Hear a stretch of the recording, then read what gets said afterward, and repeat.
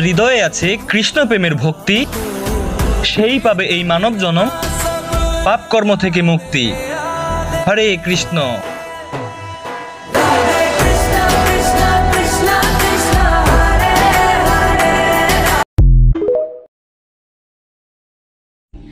আমি মানুষের মুখে শুনেছি যে সয় সে রয়, কিন্তু আমি পেন্সিলকে দেখে বুঝেছি যে সয় সে শুধু ক্ষয় হয়।